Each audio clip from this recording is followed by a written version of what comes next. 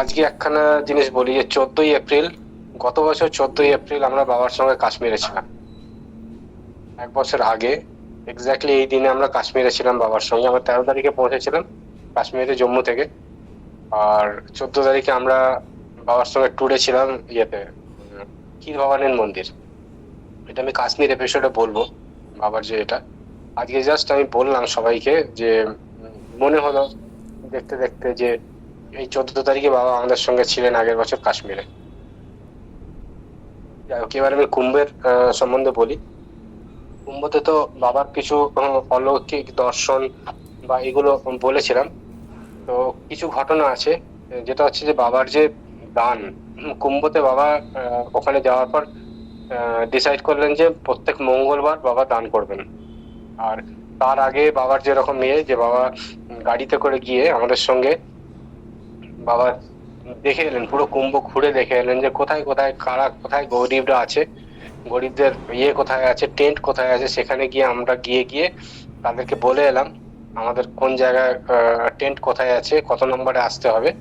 এবং বাবা তাদেরকে সবাইকে নেমন্তন্ন পত্র দিলেন, মানে বাবা নিজের কার্ড দিয়ে এলেন যে তোমরা আসবে, সবাইকে ইনভাইট করা হলো।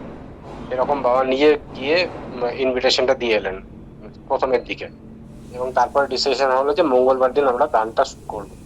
আচ্ছা, বাবার দানের সময় আমরা দেখেছিলাম যে বাবার দান মানে হচ্ছে বাবা অনেকগুলো জিনিস দেন দানের জন্য, সঙ্গে টাকাও দেন। আর কিন্তু বাবা যে বেনারসে যে দানটা করতেন, বেনারসে যে বাবা শনিবার, মঙ্গলবার আর শনিবার যে এটা ছিল, ওই দানটাতে বাবা সেবা দিতেন সবাইকে। তো এবারও খুব বাবার ইচ্ছে ছিল যে বাবা সেবা দেবেন সবাইকে। তো আমাদেরও মানে এটা বাবা অনেকবার ইচ্ছে প্রকাশ করেছিল, তো আমরা এটা উপস্থাপনা করলাম যে বাবা আমরা এই দানের সঙ্গে সঙ্গে সেবাও দিতে চাই, কারণ যেখানে আমাদের সমস্ত ব্যবস্থা করা আছে, রান্নার ব্যবস্থা হচ্ছে, রান্না হচ্ছে, তো তাদের জন্য আমরা ব্যবস্থা করবো। বাবা বললেন অতি উত্তম প্রস্তাব, করো। এবং সেই যে মঙ্গলবার, প্রত্যেক মঙ্গলবার যে এটা হলো, তার সঙ্গে বাবার মানে বাবা সবাইকে সেবা দিতেন, তারপরে তাদেরকে যে দান সামগ্রী আছে সেই দিতেন, তারপরে টাকা দিতেন। এরকম ভাবে দানের এটা ফিক্স হলো। এবং আর বাবা বালক বাবাকেও রিকোয়েস্ট করেছিলেন যে প্রত্যেক মঙ্গলবার তুমি দানের সময় আসবে, বলবেন ওনাকে যে রিকোয়েস্ট কর। তো বাবা কয়েকটা মঙ্গলবার আমাদের দানের সময় ছিলেন। আর প্রচুর লোক, মানে প্রথম দিন যেটা একটা অদ্ভুত ঘটনা হলো সেটা হচ্ছে যে বাবার দানে যেরকম হয় যে লোকেরা খবর পেতে শুরু করলো এবং আসতে শুরু করলো। আর তখন প্রথম দানটাতে তো জানতো না যে টাকাও দেওয়া হবে। এইবার তারপরে লোক মুখে ইয়ে হয়ে গেল যে বাবাকে টাকাও দেবেন। বিরাট বড় লাইন হয়ে গেল প্রথম। প্রায় আমাদের মোটামুটি হিসাব হচ্ছে 250 মতো লোক হয়েছিল বাইরে। এবং তারা এত মানে এক সময় এসে যাওয়ার জন্য এত ভিড় হয়ে গেল, রাস্তা রাস্তা জ্যাম হয়ে গেল পুরো। আর তো আমরা ভাবছি যে কি করবো, কারণ এমন জ্যাম হয়ে গেছে, দরজা ভেঙে দেবে এরকম অবস্থা, ফেন্সিং ভেঙে দেবে এরকম অবস্থা। তো কোথা থেকে 4জন পুলিশ চলে এলো সেটা আমরা নিজেরাও জানি না। ওরা এসে পুরো ভিড়টাকে কন্ট্রোল করে ধানটাকে একদম খুব সুন্দরভাবে সুষ্ঠুভাবে করার ব্যবস্থা করলো। এবং খুব সুন্দরভাবে হলো। এবং তার পরের বার থেকে আমরা মোটামুটি বুঝে গেলাম যে দানটা এইভাবে করতে হবে। তারপরে যে দানগুলো হয়েছিল সেগুলো আরো সুষ্ঠুভাবে হলো, মানে হতে শুরু করলো। এইবার আর বাবার দানের সময় আমরা, বাবা তো বলেন যে আমার দানের সময় মানে জগন্নাথ বলরাম সুভদ্রা বা ব্রহ্মা বিষ্ণু মহেশ্বর সবাই আসেন দান গ্রহণ করবার জন্য, এবং তারা দেখতে আসেন যে আমি কিরকম ভাবে দানটা করছি। তো আমাদের সবসময় লক্ষ্য থাকতো যে কেউ মানে আমরা কিরকম কোনো কিছু আলাদা রকমের কি দেখতে পাচ্ছি, মানে যারাই আসছে তাদের মধ্যে, ভক্তদের মধ্যে অন্যরকম কিছু ভাব নিয়ে আসছে, এরকম কোনো ভক্ত আমরা লক্ষ্য রাখতে পারি। একটা দানে আমি কথা বলি, যেটা হচ্ছে যে মানে সকালবেলা তখন আমাদের দানটা মোটামুটি 2-3 সপ্তাহ হয়ে গেছে, এবং লোকেরা জেনে গেছে যে বাবার এখানে মঙ্গলবার দিন দান। এবং মঙ্গলবার দিন দান মানে ভোরবেলায়, ভোরবেলা থেকে লাইন পড়ে যেত। তো আমরা এরকম ইয়ে করেছি, আমরা বলতাম যে তোমরা বাইরে গিয়ে বসো, আমরা সবাইকে লাইন দিয়ে বসাতাম, বসিয়ে তারপরে তাদেরকে টিকিট দিতাম, টিকিট দেওয়ার পর তারা ভেতরে আসতো। এক এক করে ব্যাচ হতো, তাদেরকে এক এক করে ইয়ে করে এরকম ভাবে চলতো। সকালবেলায় মোটামুটি 8:30-9টার সময় শুরু হতো, আর 12টা 12:30টার মধ্যে শেষ হয়ে যেত। এই দানে দেখলাম যে এক বয়স্ক বাবা, তার সঙ্গে এক মা, একটা বাচ্চা।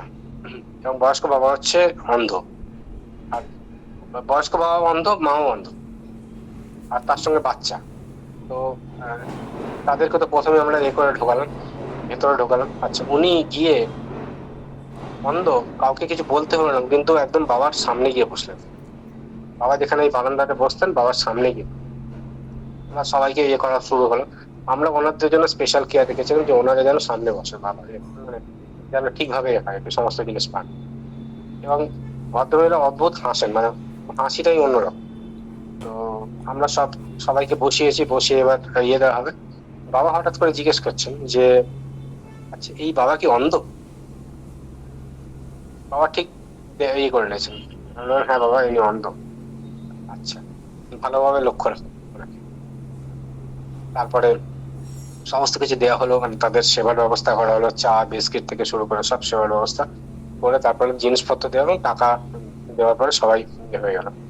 তো এই যে দানটা ওনারা নিলেন, তার পরের বার কিন্তু আমরা ওনাদেরকে ঘুরে দেখিনি। তারপরেও অনেক 3 সপ্তাহ মতো দান হয়েছে, 3টে মঙ্গলবার মতো, কিন্তু ওনাদের কিন্তু আর ইয়ে পাওয়া যায়নি, দেখা পাওয়া যায়নি। এবং আরেকটা দানের একটা ইয়ে হলো, যেটা হচ্ছে লাস্টের দিকে দান, মানে খুব ভিড় হচ্ছিল সেই সময়। আর বাবা তখন মানে এটা সমস্ত কুম্ভে চাউড হয়ে গিয়েছিল যে বাবা টাকা দিচ্ছেন, এবং টাকা মানে 500 টাকা করে দেওয়া মানে সব দৌড়ে চলে আসতো আর কি, প্রচুর ভিড় হতো।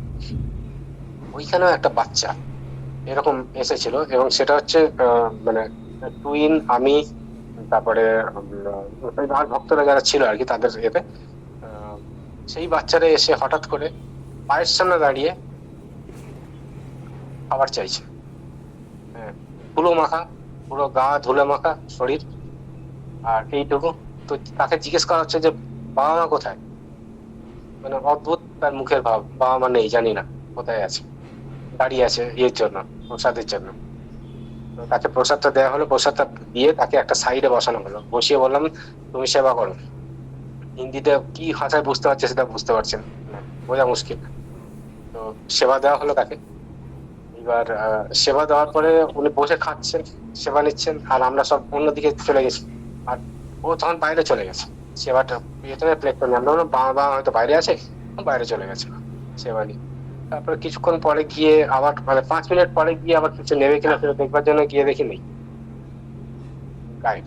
মানে এটা যে টুইন পুরো ব্যাপারটা এ করছিল, ও এসে বললো কাকু আমি কিন্তু ওকে দেখতে পেলাম না, দাদা আমি কিন্তু ওকে দেখতে পেলাম না, ও কোথায় চলে গেছে আমরা জানি না। তো এরকম কিছু অদ্ভুত অদ্ভুত ঘটনা ঘটছিল আর কি। এবং সেটা তারপরে বাবা সেই চিরাচরিত ইয়ে যে দান হয়ে যাওয়ার পরে সবাই ইয়ে করতো। আমাদের যে সামনের যে উঠোনটা ছিল, উঠোনটাতে প্রত্যেকদিন অনিমা সাধু দিদি প্রত্যেকদিন মানে ভোরবেলা 4:30 উঠে উনি গোবর দিয়ে লিখতেন, ওই ঠান্ডাতে প্রত্যেকদিন উনি ইয়ে করতেন। এবং ওই জায়গাটা এত সুন্দর হয়ে গিয়েছিল, সবাই এসে ওখানেই বসতো, ওখানেই দান হতো, ওখানেই সবকিছু। এবং বাবা ওইখান থেকে বলতেন যে তোমরা রজ রজ ইয়ে করো, দান হয়ে যাওয়ার পর বলতেন। এবং কিছু বিশেষ বিশেষ ঘটনাতে, যেরকম আমি আগে বলেছিলাম, সেই বিশেষ বিশেষ ঘটনাতে বাবা স্পেসিফিক্যালি বলতেন যে এই জায়গাটা ধরুন এরকম। তো এখন কে কোন রূপে আসে সে তো আমরা জানি না, আর আমরা বুঝিও না। আমরা বাবার এক্সপ্রেশন থেকে বাবাকে জিজ্ঞেস করে কিছু বোঝার চেষ্টা করি। তো আরেকটা ঘটনা যেটা হচ্ছে যে এই যে দানের তো আমাদের চলছিল, এবং প্রচুর লোক আসতো, মানে আমাদের বাবার যে এটা হয়ে গেছিল, এত ভিড় হচ্ছিল যে কন্ট্রোল করা যাচ্ছিল না। সকাল 7টা থেকে লোক এসে দাঁড়িয়ে থাকতো। আমরা বাবার জবের ব্যাঘাত হবে বলে তাদেরকে বলতাম আপনি একটু আসুন, 9টার পরে আসুন। এবং রাত 9টা, 9:30, 10টা পর্যন্ত লোক থাকতো, এবং প্রচুর লোক আসতো যারা হচ্ছে এখানে সেবা নিত, প্রত্যেক দিনই সেবা নিত। মানে ভারতীয় না, তারা বিভিন্ন জায়গা থেকে, ইসরায়েল থেকে আসছে, স্পেন থেকে আসছে, ফ্রান্স থেকে আসছে, ইউকে থেকে আসছে, বিভিন্ন জায়গা থেকে আসছে, এবং তারা সব সেবা নিত। আর খুব মানে সেবা তারা এত পরিতৃপ্ত হয়ে যেত যে চিন্তা করা যায় না। তো একজনের কথা না বললে হয় না, একজন ভদ্রলোক আসতেন, মানে আমি এরকম লোক কুম্ভতে দেখিনি। উনি আসতেন একদিন দুপুরবেলা, হঠাৎ করে আমরা বসে আছি, দেখি উনি ভেতরে ঢুকলেন। আমি বললাম কে? দরজা দরজা খুলে ভেতরে ঢুকে, এবং দরজা খুলে ভেতরে ঢুকে দেখি উনি যত নোংরা আছে সব কুড়োচ্ছেন। মানে বাবার ওইখানে, বাবার উঠোনের কাছে যে নোংরা পড়ে আছে সব নোংরা কুড়াচ্ছেন। হ্যাঁ, হাতে করে কুড়াচ্ছেন আর ফেলে আসছেন বাইরে, সমস্ত নোংরা কুড়াচ্ছেন আর ফেলে আসছেন বাইরে। আচ্ছা, তারপরে দেখলাম ওনার ওইখানে পরিষ্কার হয়ে গেল, কোনো কথা বলছে না, কারোর সঙ্গে কোনো কথা নেই, শুধু ওনার কাজ নিজের মনে করে যাচ্ছেন। যেখানে যেখানে যা ময়লা আছে, যা আছে, কাপড় কাগজ পড়ে আছে, এ পড়ে আছে, ওই পড়ে আছে, সব তুলছে। তারপরে গিয়ে কি করলেন, আমাদের বাইরে একখানা কল ছিল যেখানে আমরা হাত মুখ ধুতাম, বাসন ধুতাম এখানে। ওই ওটা গভর্নমেন্ট থেকে থেকে কল দিয়েছিল বাইরে।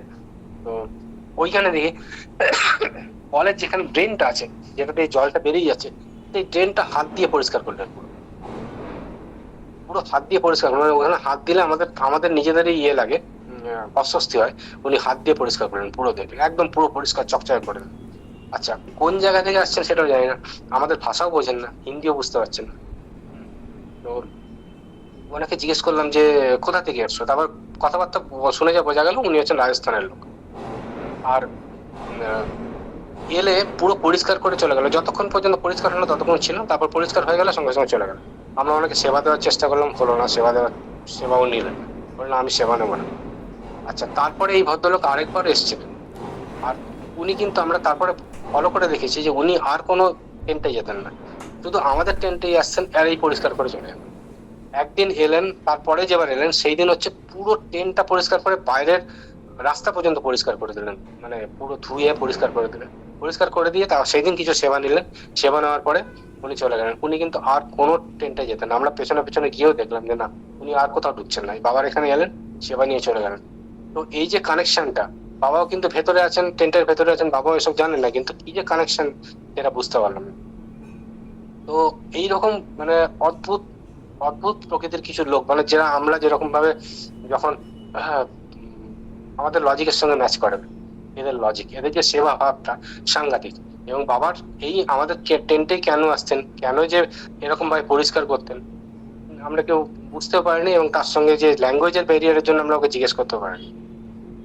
তো এইরকম কুম্ভের ঘটনা আমাদের ঘটতে থাকলো, একের পর এক এরকম, মানে প্রত্যেক দিন কোনো না কোনো আশ্চর্যজনক ঘটনা হচ্ছে।